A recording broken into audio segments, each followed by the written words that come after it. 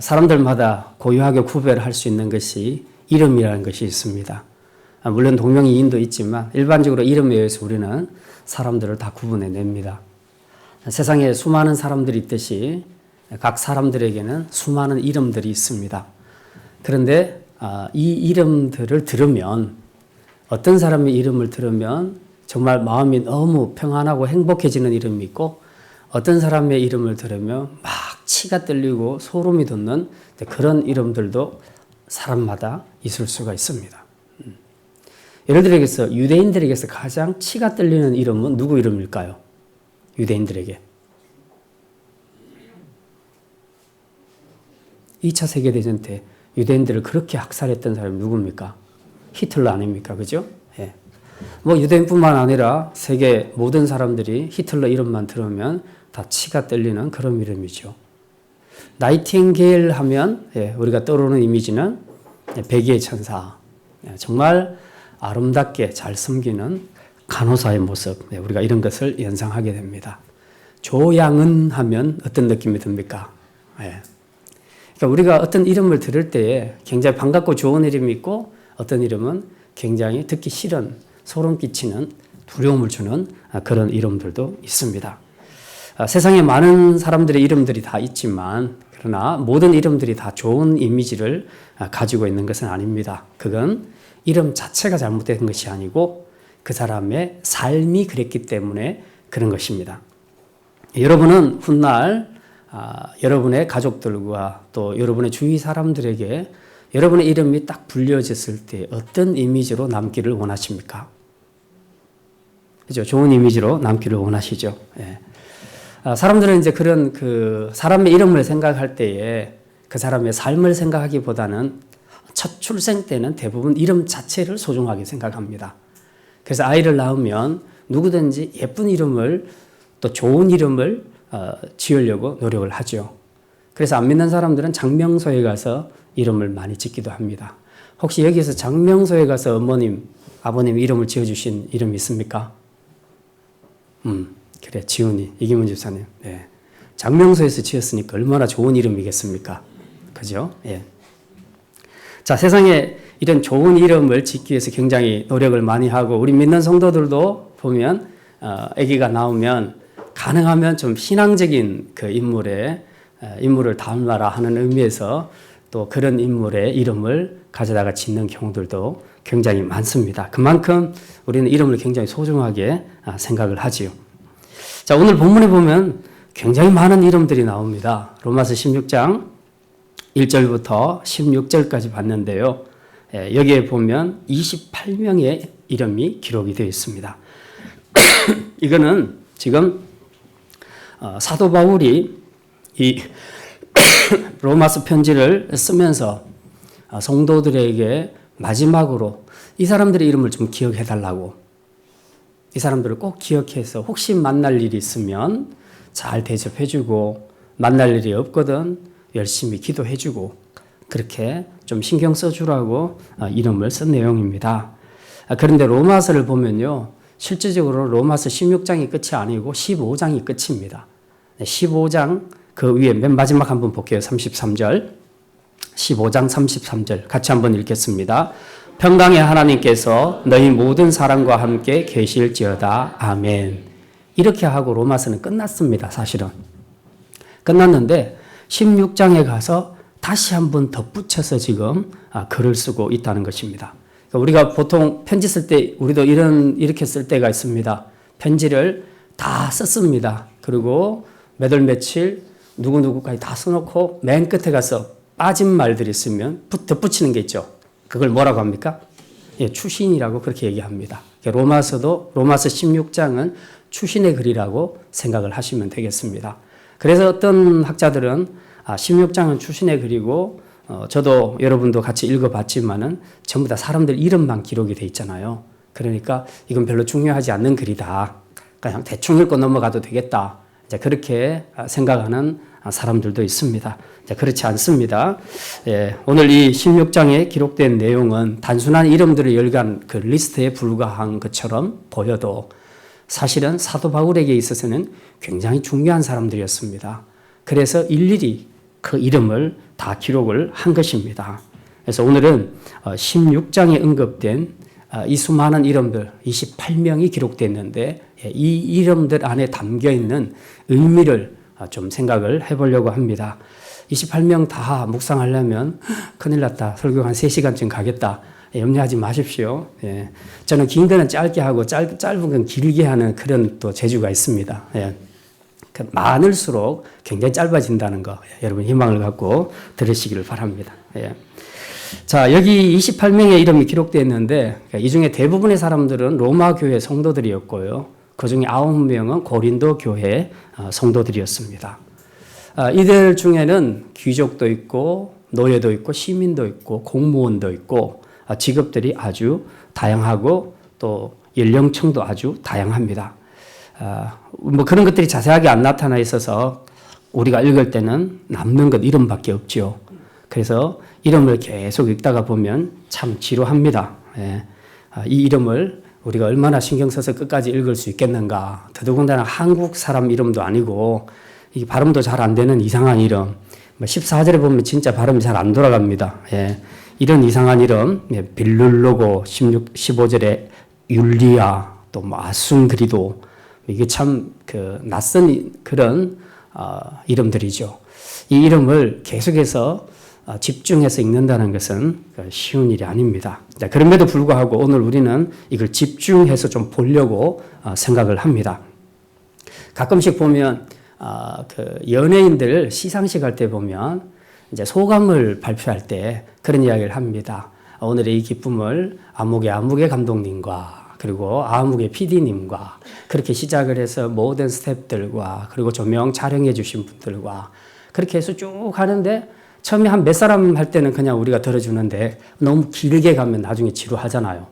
들으면서 도대체 뒤에 스태프들 조명 밝혀주는 사람들, 이 사람들 이름 말해도 우리는 사실 모르고 아무 관계가 없거든요. 그러니까 빨리 끝냈으면 좋겠다는 거죠. 그래서 중요한 인물들, 예쁘고 잘생긴 그 배우들이 나와서 상 받는 그것이 우리가 더 볼거리지 그 배우에 가려져 있는 그 이름들을 다 밝히는 건 사실 우리하고는 별로 관계가 없다는 생각이 듭니다. 그러나 종종 연예인들이 그런 것들을 쭉 이름을 열거하면서 막 이렇게 눈물을 흘리는 경우들을 우리가 보지요.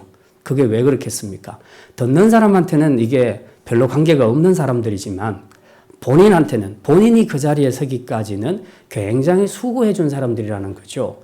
그 비하인드 스토리를 누구보다도 자기가 잘 알고 있기 때문에 듣는 사람들은 아무 감동이 없어도 자기는 눈물을 흘리면서 그 이름을 이야기할 수 있는 거지요. 오늘 로마서 16장에 기록된 이 이름들이 바로 그런 이름들이라고 생각을 하시면 되겠습니다. 우리는 신약 성경 하면 주로 사도 바울, 베드로, 12제자 이 이름들에 익숙해져서 그 사람들의 이름 외에 나머지 나오는 것은 성경 퀴즈 대회에도 안 나올 것이라고 확신을 갖고 보지도 않고 읽지도 않습니다. 예. 그런데 그렇지 않다는 겁니다. 하나님의 나라의 역사가 진행되는 동안에는 이렇게 앞서 있는 대표자 인물도 있지만 그들이 그 사역을 하는 데 있어서 뒤에서 돕는 엄청난 숨은 일꾼들이 있다는 것입니다. 이걸 아무도 신경 쓰지 않고 아무도 읽어주지 않고 관심을 갖지 않는데 사도 바울은 편지를 다 써놓고 생각해 보니까 이건 정말 자기에게 중요한 고백이다. 자기가 하나님 나라 사역을 하는 데 있어서 너무나 소중하게 자기를 도와줬던 이 사람들의 이름을 꼭 밝혀야 되겠다고 생각하고 다시 펜을 들고 PS 추신서를 기록을 한 겁니다. 그렇게 해서 기록한 것이 로마서 16장입니다. 그러니까 우리 입장에서 이거를 읽으면 너무 지루하겠지만 사도 바울의 마음으로 한번 돌아가서 사도 바울이 도대체 이 사람들에게 어떤 은혜를 입었길래 이 사람들에게 어떤 감동을 받았길래 이렇게 길게 썼을까 소개했을까 우리가 그 마음으로 돌아가서 읽어보면 우리도 어느 정도 충분히 왜 이 글이 성경까지 올라와 있는가 하는 것을 우리가 이해할 수 있을 것입니다. 예, 오늘 28명 다 살펴보게 될 것인데요. 예, 먼저 첫 번째입니다. 예, 첫 번째 베베라는 사람입니다. 1절입니다. 우리 1절, 2절 같이 한번 읽겠습니다. 내가 갱그레아 교회의 일꾼으로 있는 우리 자매 베베를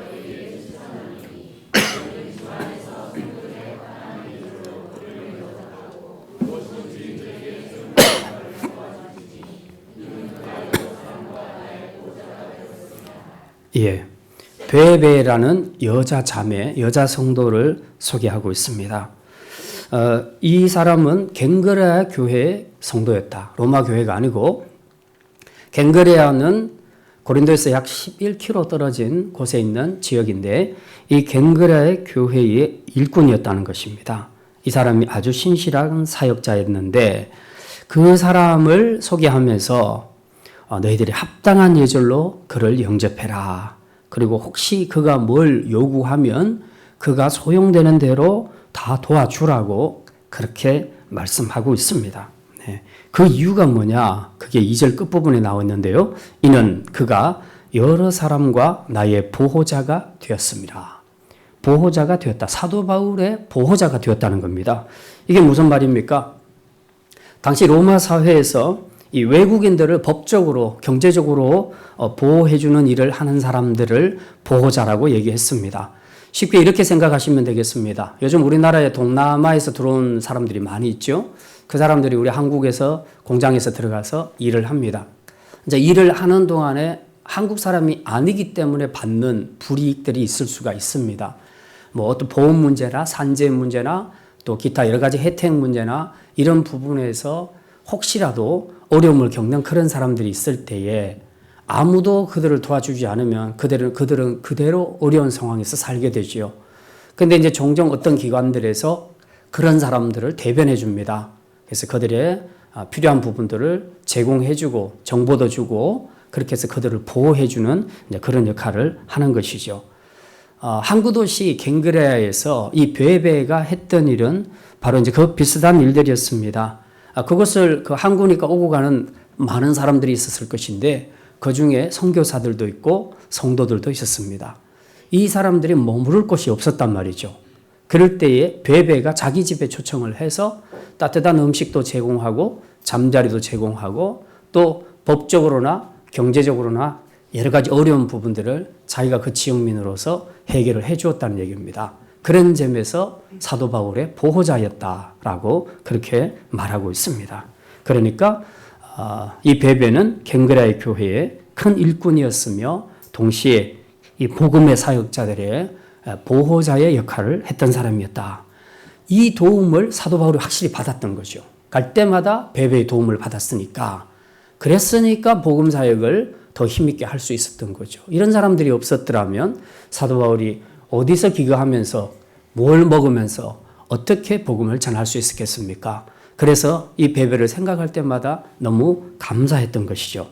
여자의 몸으로서 이렇게 선교사들과 성도들을 도왔던 이 베베, 이 베베에게 붙여진 별명이 있습니다. 우리는 오늘 베베라는 이름보다 더 소중하게 생각했던 사도 바울이 붙여주었던 이름 두 가지, 우리가 그것을 기억할 필요가 있습니다. 첫째는 1절에 보니까 내가 갱그레아의 교회의 일꾼으로 있는, 베베의 별명은 갱그레아 교회의 일꾼이었다는 것입니다. 우리 교회도 예컨대 샘물교회 일꾼 하면 여러분 머릿속에 퍼뜩 떠오르는 사람들이 있습니까? 몇 사람 있습니까? 한 사람도 없습니까? 이러면 난감한데. 예. 아무개 집사 하면 딱 샘물교 일꾼 이렇게 딱 떠오르는 사람들이 있을 수 있단 말입니다. 지금 그게 그 사람들의 별명인 거죠. 예. 사도 바울이 붙여준 그 새로운 이름, 베베의 본명을 능가하는 정말 중요한 의미를 갖는 이름이 있는데 그게 바로 갱그레아 교회의 일꾼이라는 이름입니다. 다음 두 번째로는 2절 끝에 보면 보호자라는 이름입니다. 보호자. 그러니까 여성의 몸이지만 사도 바울이 선교 사역을 할 수 있도록 그들의 보호자 역할을 감당을 했다는 것이죠. 그래서 우리가 신앙생활을 하면서 내가 어떤 별명을 가지기를 원하는가는 내가 어떻게 섬기는가를 보면 알 수 있는 것이죠. 그래서 이 베베는 갱그레아 교회 일꾼이라는 타이틀과 그리고 사도 바울의 보호자라는 타이틀, 그 별명을 갖게 되었습니다.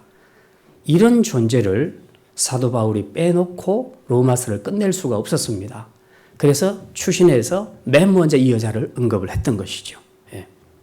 그리고 많은 서신서를 전달한 사람이 바로 이 베베라는 여자였습니다. 자, 이제 두 번째 사람입니다. 두 번째 사람은 3절에 나오는데요. 브리스가와 아굴라라는 사람입니다. 요거는 이제 사도행전에서는 브리스길라라고 그렇게 나오기도 합니다. 브리스길라와 아굴라 부부, 이 두 사람은 부부입니다. 예. 이 사람들은 어떤 별명을 가졌는가? 3절 우리 같이 한번 읽겠습니다. 너희는 그리스도 예수 안에서 나의 동역자들인 브리스길라와 아굴라에게 문안하라. 예, 여기 보니까 나의 동역자라는 타이틀을 붙여줬습니다. 예. 이 동역자라는 것은 일을 같이 하는 사람이라는 그런 의미인데요. 세상에서도 사업을 할 때 동업자라는 것이 있습니다. 이 동업자는요, 보면 항상 같은 뜻, 같은 마인드를 가지고 같은 비전을 가지고 그렇게 똑같이 일을 하는 것이 동업자입니다. 그래서 이 동업자에게 가장 중요한 것은 일치된 마음입니다. 그런데 종종 세상에서는 동업을 하다 배신당하는 경우들이 굉장히 많습니다. 분명히 동업하자 했는데 일도 자기는 조금밖에 안 하고 이 사람한테는 일 더 많이 시키고 돈도 자기가 더 많이 가져가고 이 사람한테는 조금밖에 주지 않고 그리고 심지어는 뒤로 빼돌리기도 하고 그리고 어떤 사람들은 먹고 나르기도 하는 이제 그런 사람들도 있습니다. 그러니까 동업자라고 믿고 시작을 했는데 배신당하는 그런 경우들이 굉장히 많지요. 그 믿음의 사역에 있어서 동역자도 같은 의미입니다. 복음을 위해서 함께 끝까지 그 길을 달려가는 사람, 함께 수고의 짐을 지고 끝까지 달려가는 사람을 복음의 동역자라고 그렇게 말합니다. 근데 이건 아무나 할 수 있는 일이 아니에요. 끝까지 달려가는 것이 굉장히 중요합니다. 함께 달려가는 것이 중요합니다. 너는 수고 많이 하고 나는 손만 까딱까딱 하겠다. 나는 입으로만 다 하겠다. 이건 동역이 아닌 겁니다. 동역이라는 것은 함께 수고하는 것이다. 함께 달려가는 것이다.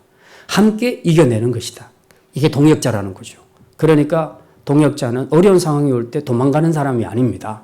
끝까지 그 자리를 지키는 사람이 진정한 동역자라고 할 수 있는 것이죠. 오늘 본문에 나타나 있는 브리스가와 아굴라에게 사도 바울이 나의 동역자라는 타이틀을 붙여준 이유가 있습니다. 이유가 4절에 나와 있습니다. 같이 한번 읽겠습니다. 그들은 내 목숨을 위하여 자기들의 목까지도 내어놓았나니 나뿐 아니라 이방인의 모든 교회도 그들에게 감사하느니라. 예. 사도 바울이 위험할 때에 사도 바울의 목숨을 위하여 자기의 목까지도 내놓은 부부였다. 이 두 부부가. 왜 그랬을까? 사도 바울의 목숨이나 자기들의 목숨이나 중요한 건 똑같잖아요. 제 목숨이나 여러분의 목숨이나 뭐가 다르겠습니까? 다 똑같이 중요하죠.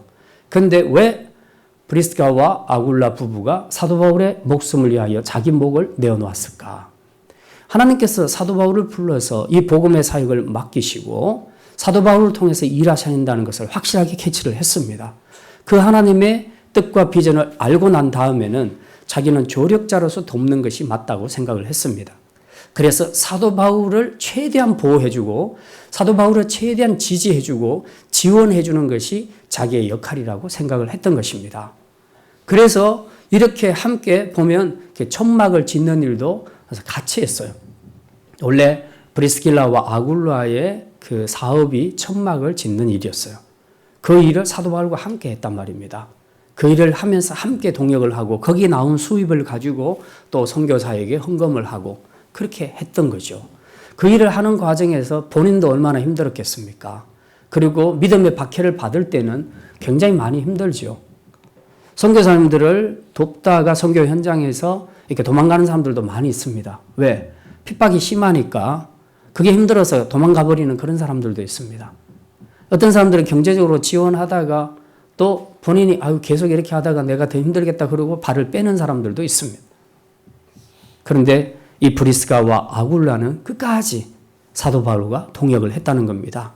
이렇게 물질적인 문제건 또 신앙의 문제건 육체적인 건 어떤 것이든 관계없이 그는 하나님이 불러서 사용하시는 그 사도 바울과 함께 끝까지 이 선교사에게 동참하는 것이 옳다고 생각하고 자기의 목숨까지도 내어놓고 그렇게 함께 했던 것입니다. 그래서 사도 바울은 그에게 너무 감동을 많이 받았고 그래서 마지막 로마서를 끝내면서 다시 한번 펜을 들고 너희들 꼭 브리스가와 아굴라 부부를 기억해 주라. 기억해 주라고 그렇게 말하고 있는 것입니다. 우리도 지금 많은 성도들이 또 크든 작든 함께 이 선교회 사역에 동참을 하고 있습니다.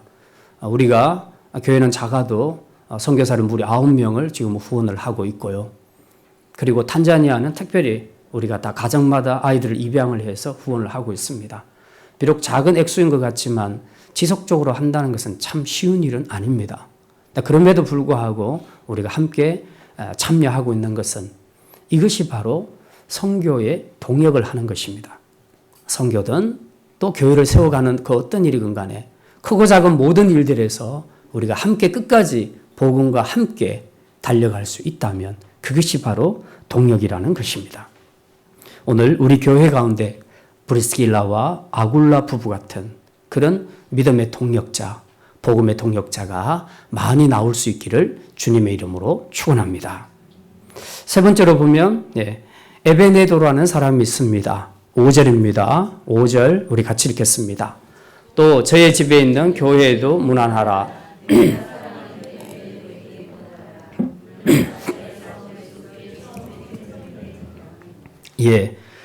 이 에베네도는 아시아에서 그리스도께 처음 맺은 열매다. 처음 맺은 열매라는 것은 예수 그리스도를 믿고 이제 그냥 새 신자가 되었다 이 정도가 아니고 새 신자가 되어서 진짜 구체적으로 교회 안에 들어와서 교회를 섬기는 일꾼으로까지 성장을 했을 때 열매라고 본다는 겁니다. 그냥 단순히 예수 믿은 것 그거 말고 진짜 성도로서 일꾼으로서 성장해 갔을 때 그게 진짜 열매다. 그렇게 봤을 때에 이 에베네도는 아시아에서는 처음으로 그리스도께 첫 열매로 드려진 사람이었다. 그렇게 말하고 있습니다. 이것도 굉장히 명예로운 이름 아닙니까? 혹시 우리 샘물교회에서는 첫 열매가 누군지 아십니까? 샘물교에 들어와서 신앙생활을 처음 시작했는데 지금은 아주 충성스럽게 잘 섬기는 일꾼들이 있습니다. 제가 누구라고는 안 밝히는데요. 첫 열매가 틀림없이 있습니다. 종찬이?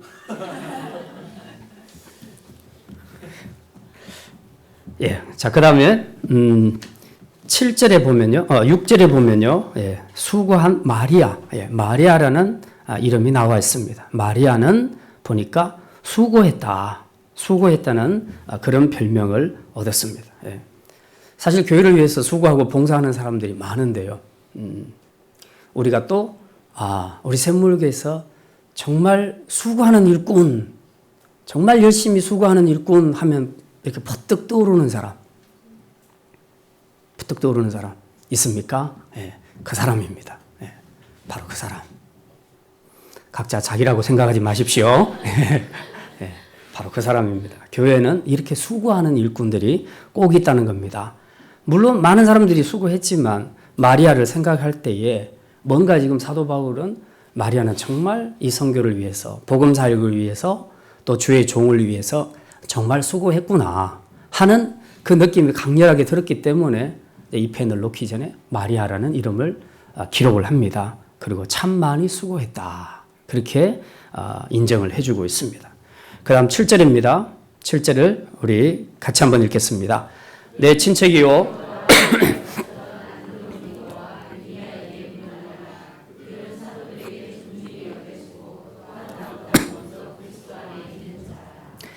여기 보니까 안드로니고와 유니아에게 문안하라. 그들은 보니까 사도 바울과 함께 갇혔다. 툭 됐다는 겁니다. 툭 됐다. 그러니까 보통 믿음이 아니죠. 믿음 때문에 감옥에 들어갈 정도로 그렇게 믿음이 좋았던 사람이었다. 그리고 그들은 사도에게 존중이 여겨졌다. 성도들에게 존중이 여겨졌다. 이 정도 수준이 아니고요. 사도들에게 아주 존중이 여김을 받았다. 그리고 나보다 먼저 그리스도 안에 있는 자다. 그러니까 지금 이 사람은 평신도임에도 불구하고 사도들의 세계에서도 굉장히 인정받는 그런 사람이었다. 평신도가 투옥이 될 정도니 감옥에 들어갈 정도로 그렇게 믿음이 좋았으니 사도들이 얼마나 인정을 했겠습니까? 이저 참 대단한 사람이죠. 그래서 복음과 함께 갇혔던 사람이라는 별명. 그 다음에 사도들에게 존중이 여겨진 사람. 그리고 나보다 먼저 그리스도 안에 있는 자. 이 세 개의 타이틀을 지금 이 사람이 얻고 있습니다. 자, 그 다음에 8절입니다. 8절 같이 읽습니다. 또 주 안에서 내 사랑하는 암블리아에게 문안하라. 예, 암블리아라는 사람. 이 사람에게 주어진 별명은 주 안에서 내 사랑하는 이. 사도 바울이 여러 사람을 사랑했지만 이 사람을 사랑했다고 합니다. 근데 혹시라도 사도 바울이 이 사람을 뭐 다른 육체적인 의미로 사랑했을까 하고 오해가 생길까 싶어서 사도 바울이 거기다가 전제 조건을 달죠. 누구 안에서? 주 안에서 내 사랑하는 암블리아라고 그렇게 말하고 있습니다. 왜 주 안에서 사랑하는 암블리아라고 했을까? 사실은 이 학자들에 의하면 암블리아는 노예였습니다. 노예였기 때문에 사는 삶 자체가 굉장히 힘들고 어려웠겠죠. 그런 상태에서 복음을 받아들였을 때에 진짜 도대체 누구를 주인으로 섬겨야 되겠는가? 주님을 주인으로 섬겨야 되겠는가? 내가 집에서 모시고 있는 주인을 주인으로 섬겨야 되겠는가? 그다음에 계속해서 주인으로부터 핍박받고 학대를 받을 때 나는 도대체 이것을 어떻게 이겨내야 될 것인가? 하는 여러 가지 갈등들이 얼마나 많았겠습니까? 자, 그럼에도 불구하고 지혜롭게 복음을 따라서 진짜 나의 주인은 하나님이시고 주님이시고 그리고 나에게 육신의 상전으로 준 그분들에게도 내가 이 복음의 정신을 따라 잘 섬기겠다. 그래서 이 모든 것들을 믿음으로 잘 이겨내는 것을 보면서 야, 너는 참 노예지만 정말 내가 너를 사랑하고 싶다. 그래서 사도 바울이 주 안에서 내 사랑하는 이라 하는 그런 제목을 붙여주었던 것입니다. 자, 그 다음에 이제 9절에 보면 역시 동역자라는 이름이 나옵니다. 9절 같이 읽습니다.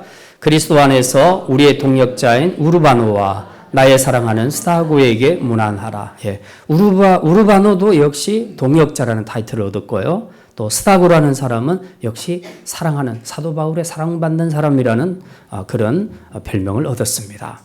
자, 10절입니다. 그리스도 안에서 인정함을 받은 아벨레에게 문안하라. 아리스토블로의 권속에게 문안하라. 11절 내 친척 헤로디온에게 문안하라. 나기스의 가족 중 주 안에 있는 자들에게 문안하라. 이 헤로디온, 나기스 이런 사람들이 그 헤롯 왕의 친척들이 되는 사람들입니다. 그러다 보니까 아무래도 귀족 출신들이라고 볼 수 있죠. 그런데 귀족 출신이기 때문에 인사하라고 말한 것이 아니고 그 중에서 어떤 자들에게? 주 안에 있는 자들에게. 헤롯의 친척들이어서 귀족이기도 하지만 그것 때문에 문안하라는 얘기가 아니고요. 그들 안에 있는 사람들 중에 주 안에 있는 사람이 있다. 믿음의 생활을 하는 사람이 있다. 바로 그 사람들에게 문안하라고 그렇게 말하고 있습니다. 그러니까 관심은 그겁니다. 우리가 모든 사람들을 향해서 다 관심을 가지지만 그러나 특별히 우리가 더 관심을 가져야 될 대상은 하나님 나라 백성으로 사는 사람 그리고 하나님 나라를 위해서 섬기는 일꾼들에게 관심을 더 가질 필요가 있습니다. 왜냐하면 하나님께서 그 사람들을 통해서 일하고 계시기 때문에 그렇습니다. 하나님이 동역자로 세워주셨기 때문에 우리는 그 동역자들에게 대해서는 더 관심을 많이 가져야 한다는 것입니다. 뭐 그런다고 해서 불신자들을 사랑하지 말라거나 그런 뜻이 아니고 다 관심을 갖되 특별히 하나님의 일을 하는 사람, 주 안에 있는 사람들에게 우리가 좀 더 관심을 가지고 또 동역하고 섬길 필요가 있다라고 말하고 있는 것입니다. 자, 그 다음에 이제 12절입니다. 같이 읽습니다. 주 안에서 수고한 두루베나와 두루보사에게 문안하라. 주 안에서 많이 수고하고 사랑하는 버시에게 문안하라. 예. 두루베나하고 두루보사 이름이 비슷하죠. 예. 형제입니다. 예. 형제입니다. 그러니까 형제지간에도 이렇게 믿음이 좋았다는 거죠. 이들의 특징은 주 안에서 수고했다. 역시 사람들도 수고한 사람으로 그렇게 별명을 얻었습니다. 버시도 마찬가지고요. 자, 이제 13절 봅니다. 같이 읽습니다. 주 안에서 택하심을 입은 루포와 그의 어머니에게 문안하라. 그의 어머니는 곧 내 어머니니라. 예. 루포와 그의 어머니에게 문안하라 해놓고 루포는 보니까 주 안에서 택하심을 입었다. 그러니까 벌써 하나님 앞에 택함받은 백성들의 삶이 다르다는 것을 암시하면서 정말 중요한 고백은 루포의 어머니에 관한 이야기입니다. 그의 어머니는 곧 내 어머니다 라고 그렇게 얘기합니다. 루포의 어머니가 사도 바울의 어머니라고 그렇게 말할 수 있었던 것은 뭐냐? 이 루포의 어머니가 모든 성도들에게 따뜻하게 위로하고 격려하고 또 자기가 해줄 수 있는 그 모든 능력 안에서 베풀 수 있는 모든 사랑으로 그들을 세워줬기 때문에 그렇습니다. 이 어머니라는 단어가 주고 있는 그 이미지대로 그렇게 이 사도 바울과 또 동역자들을 섬겼다는 것입니다. 그리고 우리 여자 성도님들이 특별히 나이가 많아질 때 우리가 꼭 기억해야 될 것은 나이가 많아지면서 나는 할 일도 없고 쓸모도 없겠구나 그렇게 생각하시면 안 됩니다. 지금 많은 젊은 사람들이 일을 하고 있어도 정말 그들에게 꼭 필요한 것은 하나님의 능력과 함께 사랑이 필요합니다. 격려가 필요합니다. 그리고 아주 작은 것이지만 인정해주고 기도해주는 것이 필요합니다. 그걸 누가 하냐? 어머니와 같은 그런 분들이 그 일을 감당을 해야 되는 것입니다. 그래서 어머니와 같은 존재가 교회 안에는 꼭 있어야 됩니다. 여러분이 여자분들이 나이가 많이 드시면 내가 꼭 루포의 어머니 같이 되리라. 그래서 내가 직접 몸으로 뭔가를 많이 할 수는 없어도 내가 할 수 있는 범위 내에서 그들을 위로하고 격려하고 섬겨주고 따뜻한 밥 한 그릇이라도 그렇게 제공을 해줄 수 있다면 거기서 그 따뜻한 사랑을 전해받은 사역자들이 힘을 얻고 더 열심히 일할 수 있게 되는 것입니다. 우리 교회도 또 이런 그 루포의 어머니와 같은 역할을 감당하시는 분들이 있습니다. 그리고 우리 안에서도 계속해서 이런 루포의 어머니와 같은 그런 사역자들이 더 많이 세워질 수 있기를 주님의 이름으로 축원합니다. 이제 그 외에 14절부터는 이제 별명은 따로 없지만 이름을 다 기록하고 있습니다. 우리 이 사람들의 이름을 빼면 또 천국에서 이분들이 섭섭하게 생각하니까 우리 같이 한번 천천히 다시 한번 14절, 15절 읽겠습니다.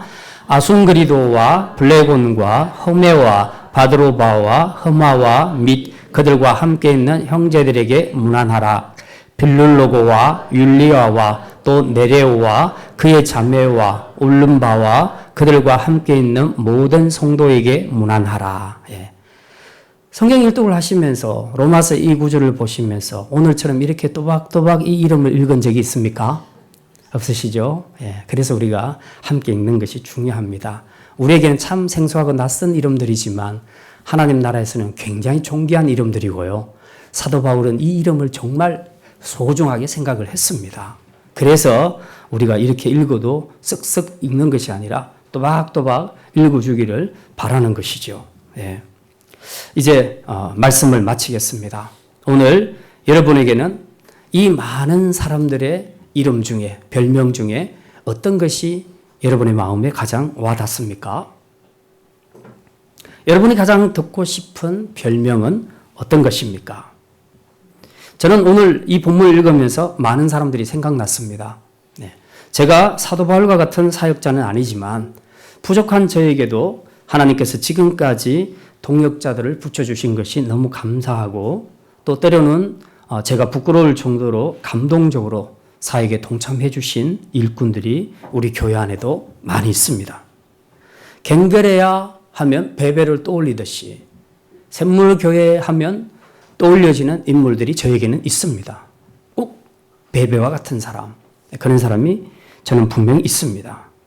끝까지 복음으로 함께 달려갈 브리스길라와 아굴라 같은 복음의 동역자, 샘물교회에서 복음의 동역자 하면 제 머릿속에 떠오르는 사람이 있습니다. 아, 이 사람이라면 나와 끝까지 함께 갈 수 있겠구나, 복음과 함께 달려갈 수 있겠구나 하고 또 제 머릿속에 스쳐가는 그런 사람들도 있습니다.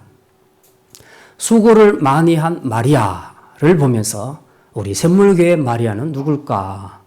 제 머릿속에 가장 확실하게 각인되는 사람들이 있습니다. 정말 너무너무 열심히 수고하시는 여자 집사님들이 있습니다. 샘물교회의 첫 열매, 역시 사람마다 해석이 다르겠지만 우리 교회도 첫 열매가 분명히 있습니다. 그리고 정말 바람직하게 잘 성장해서 지금은 신실한 일꾼으로 교회를 잘 섬기고 있습니다. 또한 루포의 어머니 같은 그런 사람도 우리 샘물교회 안에 있습니다.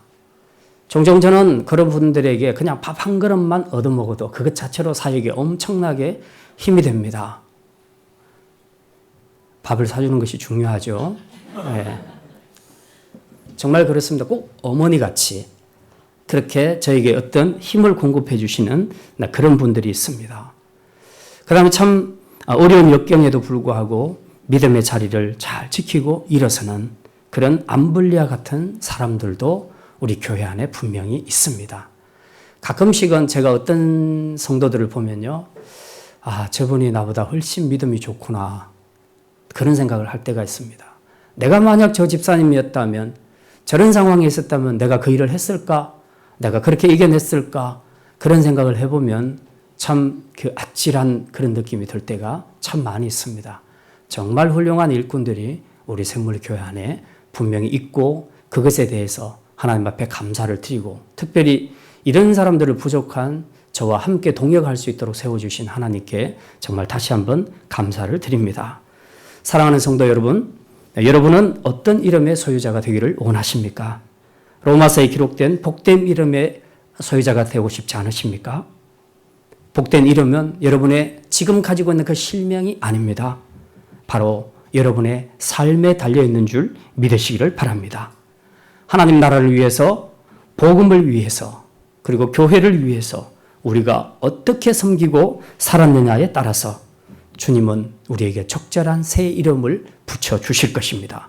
그리고 그 이름이 바로 이 땅에서 우리 삶에 대한 주님의 평가가 될 줄 믿습니다. 이제 이 로마서에 나오는 복된 이름의 소유자들처럼 마지막 날 그리고 우리가 세상을 떠나서도 성도들과 주님 앞에서 이런 좋은 이름을 얻는 그런 복된 이름의 소유자로 살아갈 수 있기를 주님의 이름으로 축원합니다. 기도합니다.